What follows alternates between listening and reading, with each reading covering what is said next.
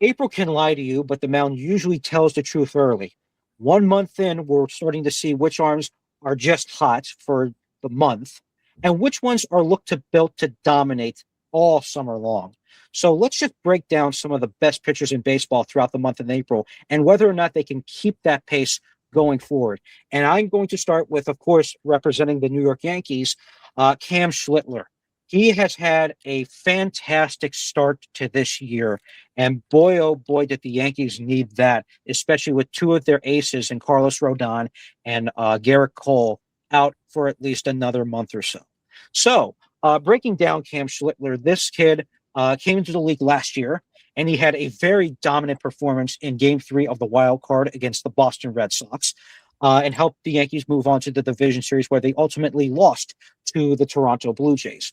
So going into 2026, there was a lot of discussion of how much pressure Cam Schlittler was under, how much was he going to change his arsenal around, whether he was going to improve some of his pitches that weren't working so well, whether he was going to take that jump up.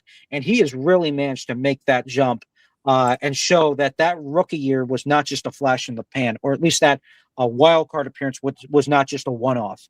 Currently, at the moment, he is basically either at 75 at the 75th percentile or better in every single sabermetric rating, for lack of better terms. His chase rate against all batters is 41.1%, which is the 99th percentile. His walk rate is 3%, which is insanely low. He has, I believe, only 5 walks in about 35 or 36 innings, which is ridiculous. And he has a strikeout rate of about 31%, which is also quite high. Not super high like 35%, but still very high at 31. And that's at the 88th percentile. Whiff rate at 76%. His average exit velocity is limited to only 87 across all batters. Now, the only thing that he is averaging is his barrel percentage against all batters, which is at about 6.8%. And his hard hit percentage against all batters is at about 38.6, which is about at the 50th percentile. So he's about average on that. But across the board, he is doing fantastic. And actually, his fastball is ranked 100th in Major League in terms of percentile. So he has the best statistical fastball going out of April. So why is he doing so well? Well, if you look at his statistics, if you look at the breakdown of his arsenal, what you're starting to see is that he has not only kept his fastball, his four-seam fastball intact, striking out a high number of players on that pitch alone and keeping the damage very limited, giving up no home runs on that pitch through the first 46 batters he's faced or put out on that pitch. His cutter has improved dramatically. We have seen that cutter jump from 92 miles an hour to 93.6 on average. So that's 2 miles an hour on average that has jumped upwards. And his batting average dropped from 212 on that pitch to 103. And he has struck out 9 batters on that pitch in 29 at-bats where it was either a put out or was registered as an on base.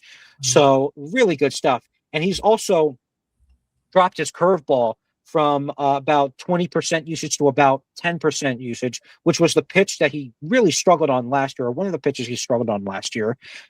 He has a 273 batting average on that one. But his sinker also, and this was something that was discussed in the offseason through a couple of these articles, that he was working on his sinker and his cutter at the same time. And that sinker has also been very, very valuable as well. 158 batting average, has given up his lone home run on that pitch, but he has struck out 10 with that pitch across 38 at-bats. So about a 25% strikeout rate. So when you're looking at Cam Schlittler, you might be saying not only ace, but potential Cy Young in 2026. Now, it's extremely early. We're just a month into the season, but every single time he has gone out on that mound throughout the first 6 appearances, he has been very good, especially against the Boston Red Sox during that last game he had a couple of nights ago, where he went 8 innings and he only struck out 5, but he gave you a good amount of length and helped save that bullpen. So he is starting to turn into a workhorse, for lack of better terms. So this is a player that you want to watch. He has been very dominant, and I can't wait to see how he goes through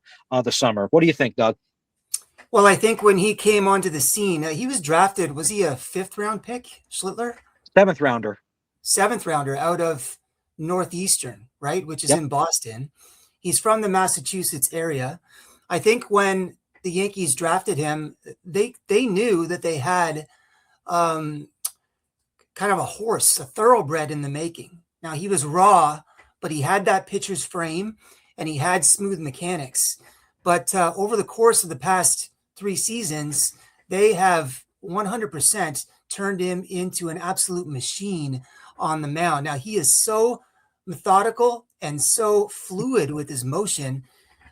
They've taken that raw project and it's turned into almost a masterpiece. I love watching him pitch. It is just poetry in motion.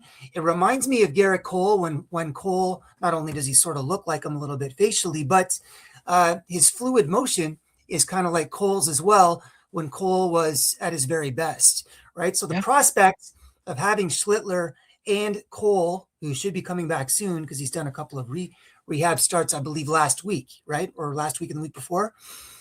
Or was it just one start that Cole made, or was it two? I can't remember. But I believe it was two. Yeah. Okay. So Cole should be coming back soon. And so the prospect of having Cole and Schlittler in that rotation has to be a pretty exciting prospect for Yankee fans. So, wow, impressive. Yeah, definitely impressive. And again, I love his arsenal. I think he's very good on the mound, and his poise and posture is something else to also consider. He's really good at keeping his emotions in check and just putting it all out there on the mound. He's really good at that. Now, the other pitcher that I wanted to focus on, not quite Cam Schlittler type, but he's making a name for himself, at least with the Diamondbacks. This is Michael Soroka, the former pitcher for the Washington Nationals, who's also been pitching quite well, at least to start the year. He was good in 2025. He did have a 4.52 ERA in 2025. Right now, through the first 5 games, he has a 2.6 ERA, and 34 strikeouts over 27.2 innings pitched. Now, the reason I selected him was not because of the raw totals. It's because of what he's been able to do in terms of his sabermetrics. Now, when you look at his Baseball Savant page, it's completely different from Cam Schlittler's, where Schlittler's you saw red all across the board. With Soroka, you only have maybe a couple of dots of red here and there. So the best categories that he is in is the strikeout rate and his walkout rate, where he has struck out 30% of his batters, just under that, and he has only walked 6% of his batters. So 86 and 82 percentile, respectively. He also has a pretty good chase rate at about 32.1%, which is the 69th percentile. But otherwise than that, every other category, including average exit velocity, average barrel percentage, average hard hit percentage, ground ball percentage, and even extension in terms of how far his extension is, he's all below 50% or below the 50th percentile, where this is not a strong pitcher in terms of the sabermetric sense, but he's still able to get you strikeouts and get you a quality start when you need it. And why is that? Well, he has also been working on some of his arsenal. He has adopted a cutter this year as well, a cutter that we did not see in 2025, actually a cutter that he's never thrown before this year. So with that particular cutter, which he's thrown 59 times and has shown against 13 batters, he is 2 for 13 with 2 strikeouts, which is a 154 batting average. And he only has a 231 slugging percentage. So he's starting to show off his cutter a little bit more. It's starting to be very effective. It's a slower cutter. It's about an 89.5 mile an hour cutter. At the same time, he has been also working on that slurve and trying to get it to a more usable place. Now, last year, it was at a 118 batting average. This year, it's at a 216. So a little bit of some regression there, but it's not causing a lot of hard contact, and it's not causing a lot of extra base hits. The only pitch that he is really struggling with is his four-seam fastball. That has jumped significantly from 281 batting average to 353 this year, very early on. But again, same thing applies. Not a lot of gap power, only 1 home run surrendered off of that pitch, 2 home runs in general. So there is at least some room to work with that four-seamer to getting it down in terms of batting average from 353, maybe back to 250, somewhere in there. So when I look at Michael Soroka, who is 28 years old, one of the one of the players that Diamondbacks got to try to help bolster their rotation. The other thing is that he also is one of the better pitchers, or at least is an average pitcher in ground ball percentage. Now, not so much to start this year. He's only at 39.4%, but he is able to get at least 44 to 46% of the time batters to hit on the ground. So if he's able to induce a little bit more weak contact, maybe jump that up from 4% to about 5 or 6%, you might be seeing a little bit more ground balls. You might be seeing a little bit more dominance on that mound. But as it stands right now, that cutter and his slurve is very, very good. And if he continues working on those two pitches and continues to own his fastball, he could be a really good pitcher down the stretch, especially if the Diamondbacks try to make a run for the playoffs. What do you think, Doug? Yeah, I mean, Soroka is another artist on the mound. Everyone's always been he's been highly touted from day one since he's been drafted. He was in the Brave system for some time. He was on the Canadian national team. He was the ace of Team Canada during the WBC. And I could really tell that he was amping his game up to a level that I haven't seen from him before. Now, he has been injury plagued for most of his career up until now, but wow, does he ever look strong. He's hovering around 95 plus consistently with that four-seamer.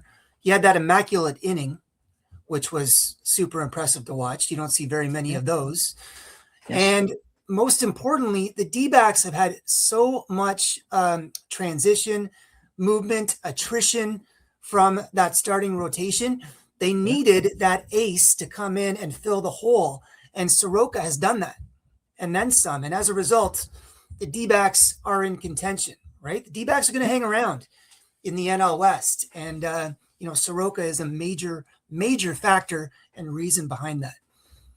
Yeah, and also don't forget, no Corbin Burns to start the year, and we might not see him for a little while. So for Michael Soroka to step up and help with Zach Gallen trying to return to form, Eduardo Rodriguez backing up Eduardo Rodriguez, Brennan Fad, excuse me. That's been moved.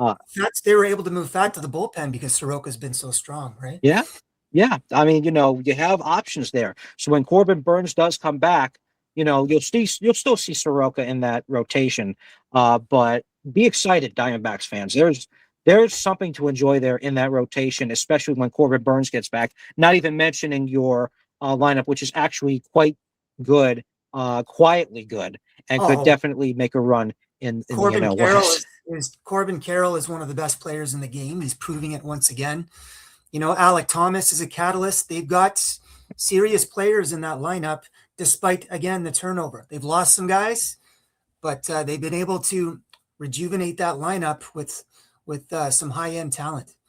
Definitely. So, Doug, moving on to you. Who are your two pitchers that you've been watching through the first month of April? Well, I mean, selfishly, I've been watching Dylan Cease as he was the acquisition for the Toronto Blue Jays. Their major signing this offseason. They signed him to a 5-year deal. So I've really been impressed with Cease throughout most of his career, but I haven't been impressed entirely about his durability. He never seems to go past 4, maybe 5 innings. From what I saw before in his tenure in San Diego and in Chicago, he wouldn't really go deep into games, right? And with Toronto now, he's going deeper into games a few times. He's gone into the 6th, touched the 7th.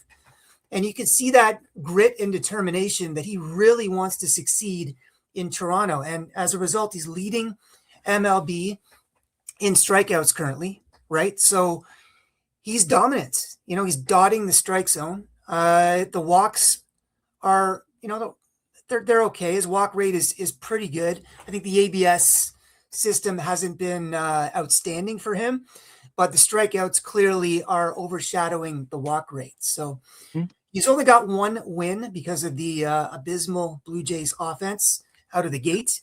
But Dylan Cease should theoretically have about 4 wins by this point. Now, there's a bit of a concern with his last outing. In 5 innings, he threw 112 pitches. So I don't.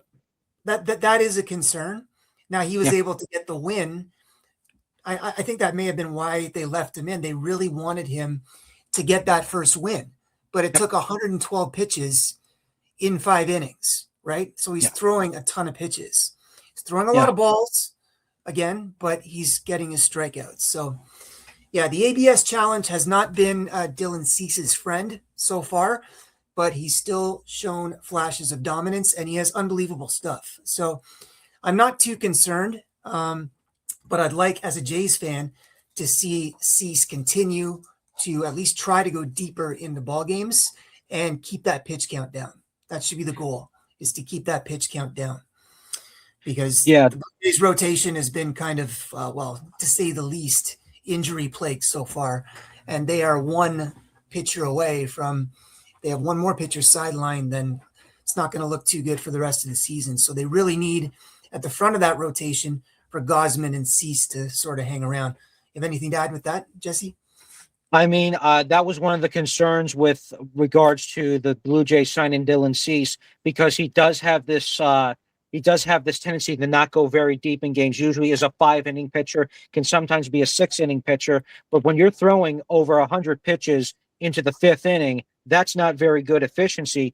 Usually the benchmark is usually 15 pitches per inning, which would leave you at about 90 pitches through 6 innings. And it really helps the bullpen as well if you can get to the 7th inning. But when you're only able to go 5 innings, that's going to put a lot of strain on the bullpen, especially the Toronto Blue Jays bullpen, which, to their credit, has actually been relatively okay. You have some good players in there: Louis Varland, Tyler Rogers, Braden Fisher is also a nice player. Joe Mantiply will also come in and help you a little bit. Jeff Hoffman, who has struggled throughout the portion. Hoffman is now out of the closer role. Yep. So, yeah. Definitely. He's been about the only major disappointment in the bullpen. The other guys, like you mentioned, have been steady, especially Varland. I mean, he's been absolutely lights out. So I don't see why Varland wouldn't now graduate into that closer position. I hope that's what they're moving towards. Yep. So because he's proven himself in every other role in terms of the bullpen, and you would think a strong bullpen pitcher who throws upwards of 100 and is just striking out guys left and right, eventually you got to give him a shot in that closer role, right? Definitely. I mean, again with Dylan Cease, maybe he turns it around this year. Maybe he's able to get that efficiency back in order, because don't forget, he is Hoffman? You mean Hoffman? Yeah. Oh, Hoffman. Yeah, Hoffman. Yeah. Both of them, actually. Hoffman and Cease both need to deal up their efficiency. Both, because, again, Cease is a former Cy Young runner-up, not a Cy Young winner, but we know that he's able to pitch really well. Hoffman, we know he's had some good seasons, but over the last couple of years, he's been hit or miss, for lack of a better, especially with the Blue Jays, where he pitched a 4.37 ERA last year. He did come out and finish 59 games, but only had 33 saves. So there's issues there with regards to the closer spot. That's why he's been removed from that closer spot. But I did want to move on to your second pitcher that you were mentioning offline, Doug, and that was Jose Soriano, who's been quite astounding to start this year. Right. So admittedly, I overlooked Soriano with the pitchers in my fantasy draft, and I should not have done that. I think most fantasy baseball players will be saying the exact same thing, because he has shown sheer dominance as a starting pitcher. Absolute dominance. A 2.6 WAR, 5-0 record. Let's see, what other stats can we talk about? 37 innings pitched, 43 strikeouts. His whip is .82, which is out of this world. Soriano, I don't know what the arsenal is this year and compared to years past, what he's added. I haven't looked too much into that, but he is clearly the best pitcher in the American League for the month of April, and he's going to run away with the Pitcher of the Month award. 5-0. So we'll see if he can keep this streak alive. He's only had one no decision. Otherwise, he's won every start that he has taken the mound for. So the Angels, the Anaheim Angels, Los Angeles Angels, if you will, they have been in dire need of an ace. I mean, they traded for Grayson Rodriguez, who has yet to make an appearance, but they were hoping that he could sort of fit that mold eventually. Yusei Kikuchi was supposed to be maybe a number 2 guy or a 3 guy. And now Kikuchi can settle into that role because the Angels have their clear ace without a doubt, right? So leading the league in hits per 9 innings at 4, which is incredible. ERA plus 1844, 1844, also leading the league, and ERA leading MLB at 0.24. So what's not to like with Jose Soriano? Again, the Angels have themselves a clear ace, Yep. and who knows what's going to happen in that AL West. You've got the A's with their youth movement and power surge. Talk about power surge in that lineup with Langeliers and Nick Kurtz. But the A's don't really have that starting pitcher who is dominant. Yep. Angels do. And the Angels also have a respectable lineup. So we'll see how far the Angels can take things this year. Interesting stuff. Yeah, and again, just kind of going into the metrics of Soriano's arsenal, all of his pitches have improved from 2025 to 2026. That's the interesting thing. His sinker has shown immense improvement. It went from a 290 batting average. Again, that was a very large sample size to a 119 so far this year with only 5 hits. Excuse me, 5 hits with no extra bases. The only extra base hit that he has given up is a double and a home run on his 4-seamer. That is it. That is the extent of extra base hit damage. Anything else has been a single or yeah. A so walk. home runs per 9 inning, 0.2. Yeah. So he's given up one home run in 37 innings, which is amazing. Yeah. Yeah, it's amazing. And again, the only pitch that he's struggled with this year is the slider. And again, that's a very small sample size. It's only out of 31 of those pitches thrown at a 250 batting average. But again, that's 1 for 4. So that's basically negatable. Otherwise than that, doing really well. And he's also a very good ground ball pitcher. Yes. That's the other thing that a lot of people seem to sleep on, is that ground balls will usually lead to more outs than fly balls, because fly balls have a larger tendency to either be hit really hard or hit really soft and find the outfield. Whereas ground balls usually can be a little bit more easy to manage, especially if you have a good defense behind you. Well, here's something to consider, Jesse. Over the course of Soriano's career, which is a 4-year time period, 361.2 innings, 25 home runs given up. Yep. Now, in comparison, you could look at, Garrett Cole, who I'm a huge Garrett Cole fan, Cy Young winner. I mean, he's given up 30 plus home runs in a season before, right? Around the 200 inning mark. So you're right. He keeps the ball in the ballpark and, elicits those ground balls, and very, very effective. Yeah. I mean, this is a pitcher that's been very effective to start the year. Now, whether or not he's able to keep up that pace, I don't believe he's going to be able to keep up this kind of pace. But if he's able to stay at least anywhere close to this, he might be a Cy Young candidate as well, on top of Cam Schlittler, who's also his fellow American League counterpart with the New York Yankees. So interesting stuff shaping up in terms of a potential Cy Young race. But very early on in the season, Soriano's been really good. And I think that's a pitcher that the Los Angeles Angels should absolutely hold near and dear to them. And if they are in a bad spot and they absolutely need to trade him, whether that be this year or next year or somewhere, he might net a couple of things. And that is something that could be very, very valuable if it gets to that point. Mm-hmm. So thank you very much. Thank you very much, everyone, for watching Stadium Rant, Dirty Leather. Of course, I'm Jesse. And of course, that was Doug, my co-host as well. So if you like our content, make sure to subscribe and like the video as well, and share it with your friends and any other baseball wizards or baseball maniacs that you might know that might want to hear some really good and interesting takes about baseball. Take care, everybody. Bye, guys.